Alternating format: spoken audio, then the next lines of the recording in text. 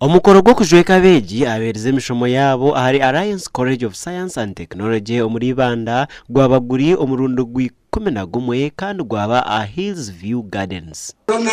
National Certificate in Tourism and Hospitality Management amuthaire Lydia Sauro Wakolo orukwekanisa ekitongole kya National Council for Higher Education n'abantu nuwabira omugenyi mukuru kandi ashabire abahereza emishomo okutamani omukuhangahangaho emirimo okusinga okugironda.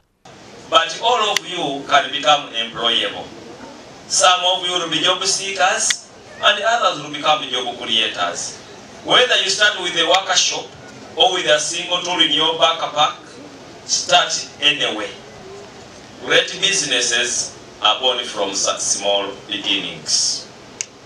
Abeegi bishatu babiri abajwire bino obuhangu butarukushana na munonga omu mirimo y'emikono n'obwongo. So some keep on saying, for me, the one you are seeing, I'm a graduate of Alliance. I got a certificate. I got a diploma. You need not to go on making posters and banners that you have a diploma. Let us see the diploma in you. Let the community see the certificate in you. And see the difference between you who came to Alliance and one who remained somewhere. I also take this purposeful opportunity to thank the parents, our parents, for supporting your children while at school, which has supported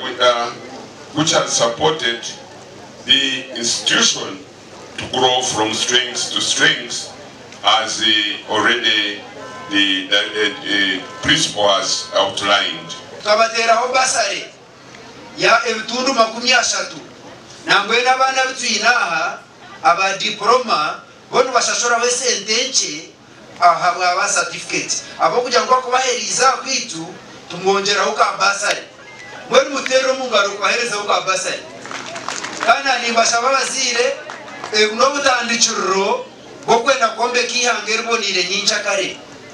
Hine ekituganireho nabo aha rugendo rwabo rwo kushoma. National Certificate in Accounting and Finance. Tulia Simbra Brian, National Certificate in Accounting and Finance. Chichoncho Anoshiata, National Certificate in Accounting.